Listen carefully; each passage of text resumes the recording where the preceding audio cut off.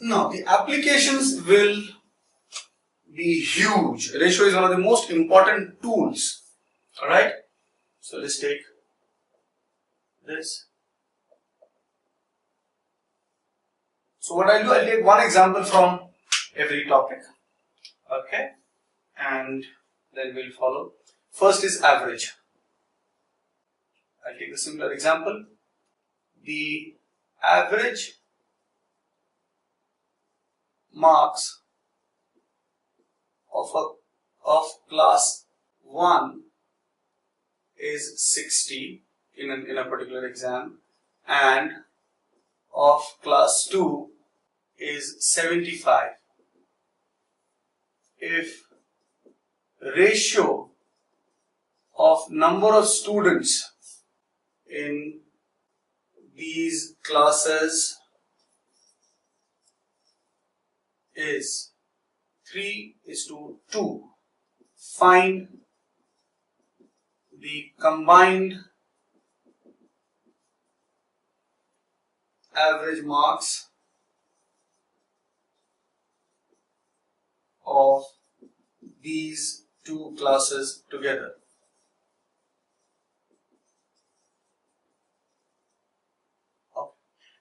So here another concept of average will be used. How would you calculate average? The total sum of marks divided by total number of students will give you the average. Alright. Now we don't know the number of students. Average of class 1 is 60. See, how was that 60 calculated? The 60 must have been equal to the sum of marks in the class 1 divided by the number of students in class 1. Okay, this must have been the way to calculate 60, right? But we don't need to get into this detail, right? Here, the number of students ratio, similarly, the 75 must have been calculated like sum of second class divided by the number of students in the second class. This must have been the way.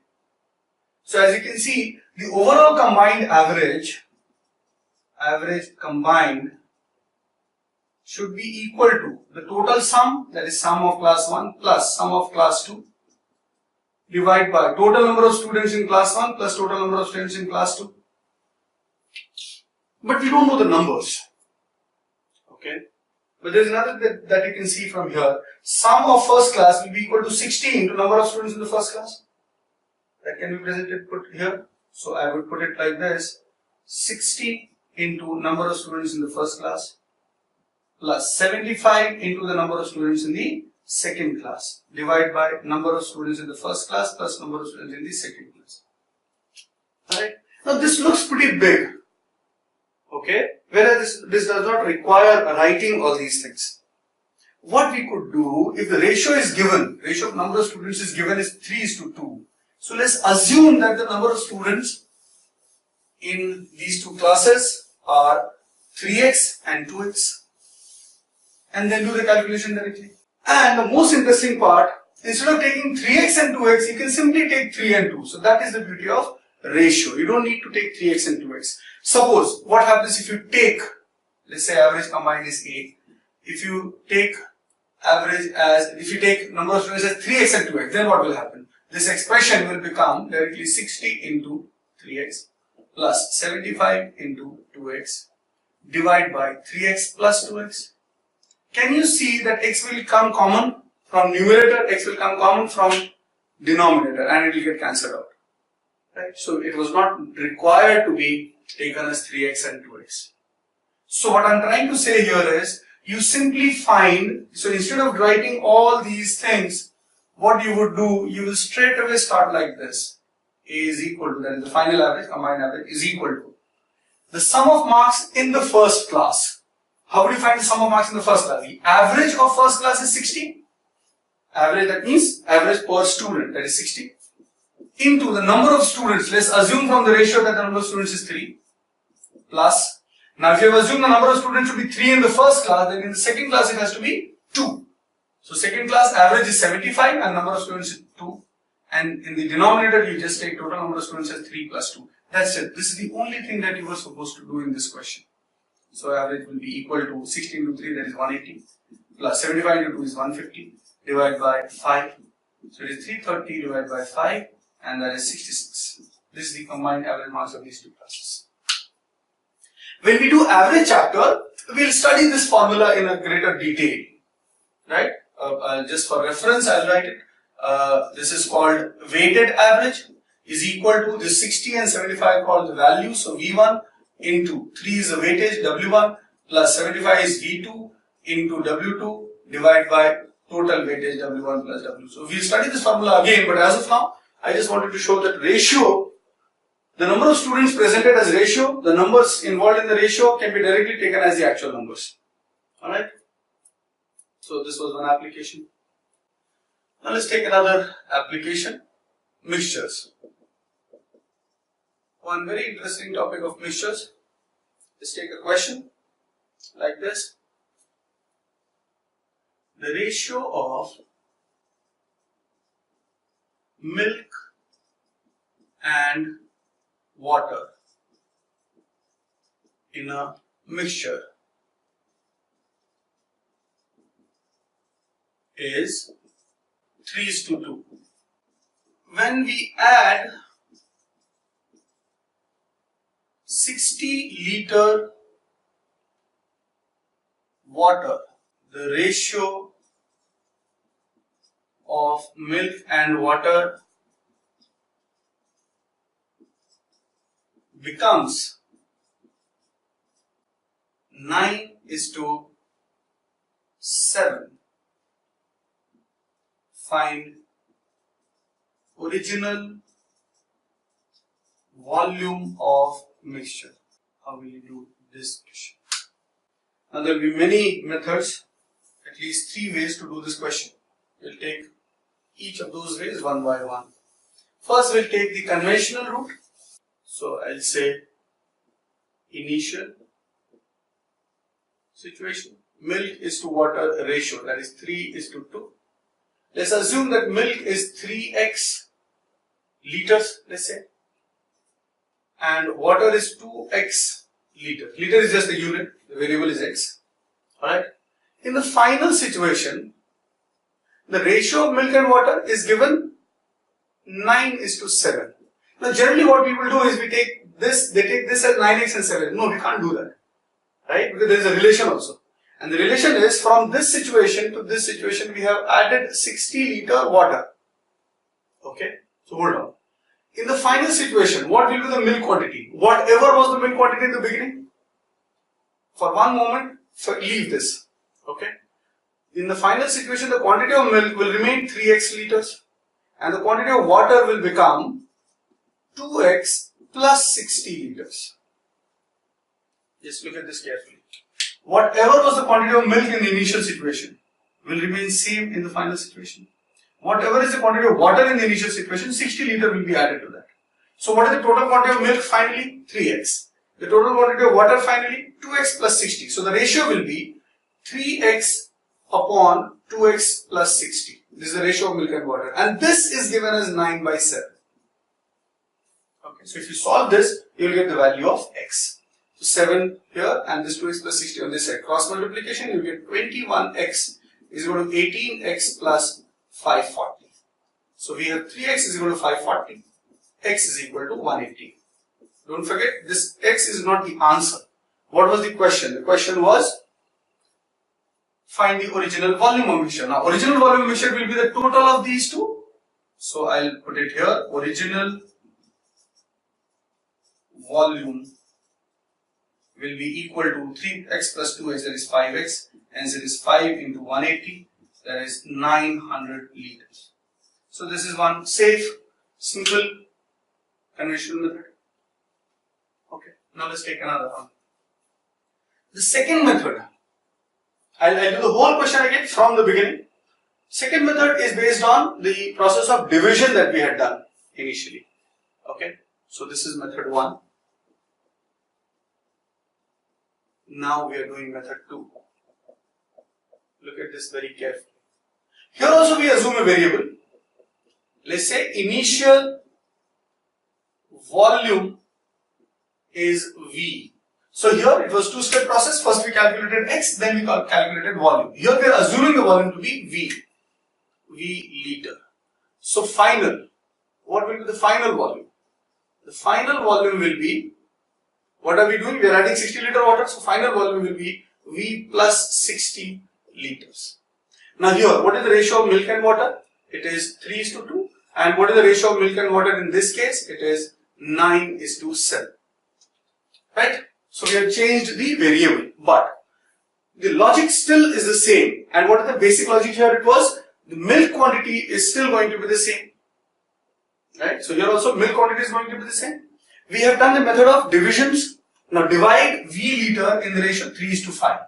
And no need to find both the fraction, just find the part of milk. The part of milk will be, the ratio is 3:2, so it will be 3/5 into the total quantity, that is V. Similarly here milk quantity will be 9:7, so 9/16 into V plus 60. Okay, and the quantity of milk is going to be the same, so equate them. Understand that we are adding only water. There will be no change in the quantity of milk. So find the quantity of milk in the initial situation, find the quantity of milk in the final situation from the ratio division method. So ratio is 3:2. So the fraction of milk will be 3/5 into the total, that is V in this case. Here the ratio is 9:7. So the fraction of milk will be 9/16, 9 plus 7, 16, multiplied by the volume at that time, that is V plus 60. Now cross multiply and simplify. So 16 comes to this side, so 16 into 3, that is 48V. And 5 goes to this 9 side, that is 45 into V plus 60. So here we can in fact divide by 3, so it becomes 16 and this becomes 15. So we have 16V is equal to 15V plus 15 into 60, that is 900. Oh, so V is equal to 900 liters. So this is method 2. We will take method 3. Let's see. What is the initial situation? Initial milk is to water is 3:2. Final milk is to water is 9:7. Okay. Now whatever method we do here is also going to lead us to one of the next topics. Okay. Now see, we know that only water has been added. The milk quantity should remain same. But here, in the initial situation, the number corresponding to M or milk is 3. In the final situation, number corresponding to milk is 9. They are not same. Let's make them same. We know how to cancel out and how to multiply. Right? So if you have to make same, what do we have to do? We have to take LCM of these two numbers. Remember, we have to take LCM of these two numbers. In this case, incidentally, this is already a multiple of 3. This 9 is a multiple of 3. So we just need to multiply this by 3. So if you multiply this by 3, this will become 9:6. This will remain same, 9:7. Now here, the numbers corresponding to milk have become same. That's what we wanted.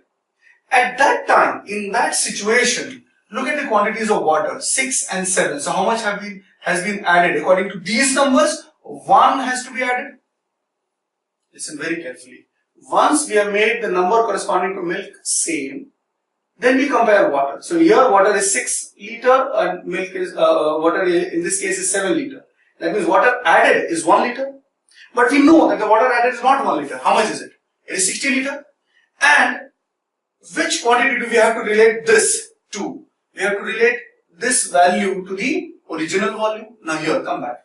The added value is added to the original volume, that is 9 plus 6, which is 15 liter.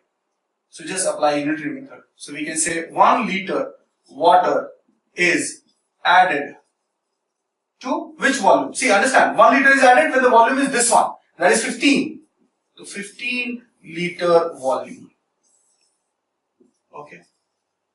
So if we have added 60 liter water, what will be the volume? So we know the unitary method. That will become 15 into 60 by 1, which is 900 liters. Or even we don't need to do this. 1 liter for 15, so 60 liter for 15 into 60, that is 900 liters. I'll repeat once more. The logic here is the quantity of milk should remain same. Okay? So we make the number corresponding to milk same, and then we compare the quantities of water. So this becomes volume equal to 900 liters. So these are 3 different ways of doing this question. Okay. Now the third application would be the problems on ages. I simply put the question as ratio of ages of A and B 12 years ago was 4:7 and 8 years from now the ratio will be, so ratio of ages of A and B in the same order will be 3:4. Find the present ages.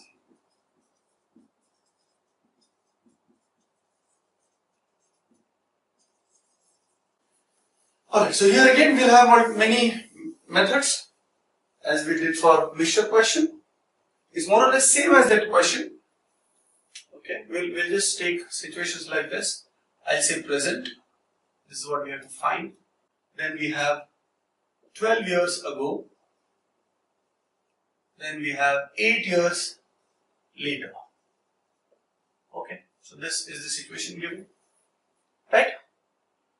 Now 12 years ago the ratio of A and B, ages of A and B was 4:7 and 8 years later the ratio of ages of A and B is given 3:4. We can start from any situation. You see, we can introduce a variable x here. So age of A can become 4x years and age of B can become 7x years. That means the present ages would be, now see, this was 12 years ago. So now the ages would be 4x plus 12. So 4x plus 12 and 7x plus 12. So this is what we have to find. Alright. Then further 8 years, next 8 years, after 8 years what will happen? This age further will increase by 8. So age of A should become 4x plus 12 plus 8. So that is 4x plus 20. And age of B should become 7x plus 12 plus 8, that is 7x plus 20. Or you can see directly from here to here, there is a total gap of 20 years. There is a total gap of 20 years. Okay, so 4x plus 20, 7x plus 20. So these are the ages of A and B 8 years later. And there the ratio given is 3:4. So we can simply use this 4x plus 20 upon 7x plus 20, and that ratio is equal to 3/4. Cross multiply, so 16x plus 80 is equal to 21x plus 60. 16x goes to the other side, so we get 5x. This side we get 20, so x is equal to 4. Once we get the values of x, we put them here, we find their ages. So age of A here will be 4x plus 12, so 4 into 4, 16 plus 12, that is 28 years. And 7x plus 12, that is 28 plus 12, 40 years. Okay. So this is one way of doing this question, wherein we have started with this. What we could have also done, we could have started from here and subtracted. You know, so I'll take that one also. If now this is a different method. Suppose we started from this situation 8 years later and we put a variable as A is to B 3:4 and we say A is equal to 3y and B is equal to 4y. So if you come back to the present situation, age of A, that is present situation, age of A would be 3y minus 8 and age of B would be 4y minus 8. If you further go backwards 12 years ago, in that case, age of A will become this minus 12, so it will become 3y minus 20. Or this will become 4y minus 20. Or you could have seen directly this was 20 years back. Okay. This difference is net difference between these two situations is still 20 years. Alright. Now ratio of these two quantities given was 4:7. So we can simplify 3y minus 20 upon 4y minus 20 equal to 4/7. Solve this and put the values of y here, we will get the same answer. So this comes out to be 7 into 3, 21y minus 140 is equal to 16y minus 80. So 5y is equal to 60. This 140 goes to the other side, y is equal to 12. So put the values of y in this, you get A as 12 3s are 36 minus 8, that is 28 years, and B as 12 4s are 48 minus 8, that is 40. The answer should be the same. Now, there is one more way without any variable. So if you just try a little bit, you can understand that method also. I will explain it. See, ratio gives us a lot of freedom, right, to use numbers, tables, and many other things. Again, I'll start like this. Present, 12 years ago. In the exam, you will not use multiple methods. In the exam, you have to use only one method, right? Whichever comes to your mind first. Okay. Okay. Now, 12 years ago, the ratio was given as, look at this very carefully, 4 and 7. What we are doing is we are assuming that these are the ages. So let's assume that age of A 12 years ago was 4 years and age of B was 7 years. Okay. Now, what is the difference between 4 and 7? If I assume this 4 and 7 to be original numbers, here the difference is 3 years. Now, ages are something very interesting. The difference of ages of any two people or any two persons will always be constant. You know, for example, if your younger brother or elder sister, if let's say there is a difference of 2 years in your and your siblings' age, that difference will always remain 2 years. However, angry you get on that fact, that cannot change. So if somebody is elder to you by 2 years, for your entire life will that person be elder to you 2 years, by 2 years, or and vice versa and so on. Okay. So here the difference of ages is 3 years. So at any point in time, the difference of their ages should be 3 years. Now why am I saying this? In this situation, 8 years later, the ratio of A and B is given as 3 and 4. So can we take this 3 and 4 as the original ages? No. Because if we take them to the original ages, the difference becomes 1. How is that possible? How is it possible that when the time goes ahead, the ages reduce? That is not possible.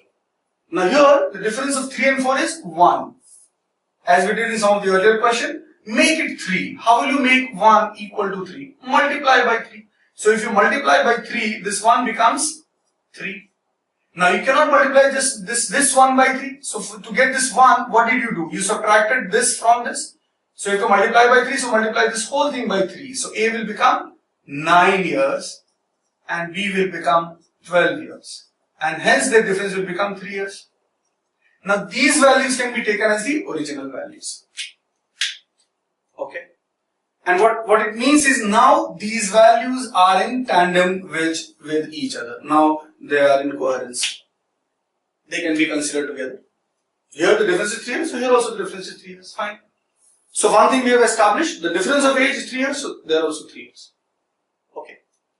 Now look at their individual ages. What is the age of A here? 4 years. What is the age of B here? A here in this case, that is 9 years. So how much is the gap? How much is the time duration? That is 5 years. Is this 5 year correct? No. What is the total gap between these two situations? Between these two situations, the total gap is 20 years. That means the age of both A and B should have increased by 20 years, but whereas in this data, the age of A has increased only by 5 years. So make this 20. Now to make this 20, what will you have to do? Multiply by 4. So if you multiply by 4, these two values will become 16 and 28. These two values will become 36 and 48. And these are the actual numbers. So ages 12 years ago, 16 and 28. Hence you can find the present ages by adding 12. So 16 plus 12, 28 years. And 28 plus 12, 40 years. Or from here you can subtract 8 to get the present ages. So 36 minus 8, that is 28 years. 48 minus 8, that is 40 years. Alright, so this was one very interesting question. So you don't worry about the difficulty thing. You just try a couple of times. Couple of more times. What I have done, I'll just explain it once more. We assume these 4 and 7 to be the original values.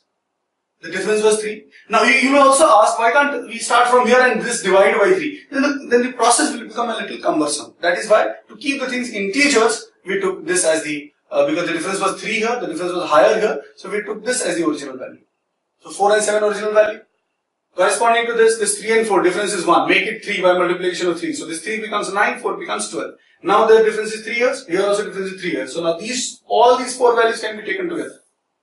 In that case, the age of A has gone from 4 years to 9 years. That means it has increased by 5 years. Whereas it should have increased by 20 years. So make this 5 20 by multiplication of 4. So multiply each of these numbers by 4. So you get the ages 12 years ago, you get the ages 8 years later. From any one set, you can get the present ages. So the answers would be 28 years and 40 years. Fourth question, fourth application. In a bag, there are coins of 1 rupee, 50 paisa and 25 paisa. The ratio of number of coins is 5:6:8. If the total amount of money in the bag is 120 rupees, find the number of coins of each denomination.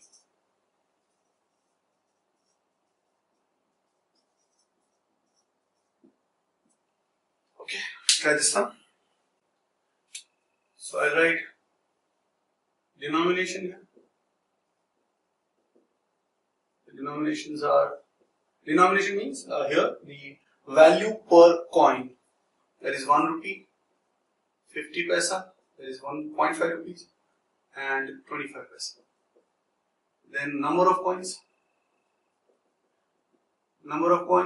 is 5:6:8. Now what I will do, I will not take the variables. I'll just assume that 5, 6 and 8 are original number of coins. So net value. Now what do I mean by saying net value? So I'm assuming that there are 5 coins of 1 rupee. So the net value will be 5 rupees. 50 paisa, there are, let's say, 6 coins. So the net value will be 3 rupees. 25 paisa, there are 8 coins. The value will be 2 rupees. So the total amount of money should be 5 plus 3 plus 2, that is 10 rupees. 10 rupees for how many coins? We have assumed this to be the original number of coins. So let's take them. So 5 plus 6, 11 plus 8, 19 coins total. Right? Or 5 coins of 1 rupee, or 6 coins of 50 paisa, or 8 coins of 25 paisa. Whichever you want to find. Look at this again. What did we do? We took this 5, 6 and 8 as the original number of coins. Then the values will become 5 coins into 1 rupee, so 5 rupees. 6 coins into 50 paisa, so 300 paisa, that is 3 rupees. 8 coins into 25 paisa, that is 200 paisa, that is 2 rupees. So the money, net value will be 5 rupees, 3 rupees, 2 rupees. So total amount 10 rupees. So in a total value of 10 rupees, this type of situation, the total number of coins should be 90. Or 1 rupee coin should be 5. Or 50 paisa coin should be 6 in number. And 25 paisa should be 8 in number. In the question in the exam, only one of them would be asked. I am just explaining how to get all of them. Okay. Now, what is the information given? The total money is 120. So unitary method, using unitary method, if this 10 becomes 120, how much will each one of them become? I think it's very easy to calculate. In this case, it is simply a multiplication of 12. From 10 to 120 is a simple multiplication of 12. So you just multiply by 12. Or you can also use unitary method. For example, this will become, so if this 10 has become 120, this 19 will become 19 into 120 divided by 10. Similarly, this will become 5 into 120 divided by 10. Or this will become 6 into 120. And for that matter, all the other calculations you can do. I repeat, in the exam, you will get only one of these things to be calculated. So it is 6 into 120 by 10, and this one will be 8 into 120 by 10. So the total number of points if the question is asking, it will be 19 into 12. So it is 228 points. If the question says number of points of 1 rupee, so it will be 60 coins of 1 rupee.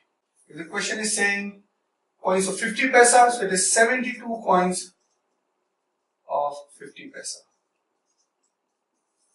And this will be 96 coins of 25 paisa. So whichever you want to calculate, you can calculate like this. Right, so these are some of the examples, good examples of ratio. Okay. So